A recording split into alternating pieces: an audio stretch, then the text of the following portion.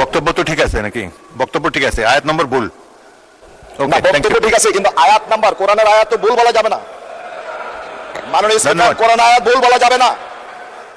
সূরা আজম আয়াত নম্বর 53 27 নম্বর পারা। উদ্দিন আহমেদ অপু বলেছেন সূরা নাজমের 53 নম্বর আয়াতে যে কথাটি বলেছেন বিষয়টি এমন নয়। সঠিক হচ্ছে 53 নম্বর সূরা নাজম 39 নম্বর আয়াত আল্লাহ রাব্বুল আলামিন বলেছেন অল্লাইসা লিল ইনসানি ইল্লা মা আসা, মানুষ যা চেষ্টা করে সেটাই সে পায়।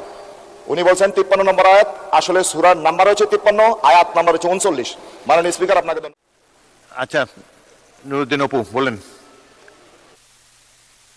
একদম মাননীয় স্পিকার, আপনার মাধ্যমে আমার ভাইকে ধন্যবাদ জানাচ্ছি, যে আমার মাননীয় স্পিকার আমার সংসদ সদস্য ভাইকে ধন্যবাদ জানাচ্ছি এই বলে যে সে আমাকে ভুলটা ধরিয়ে দিলেন।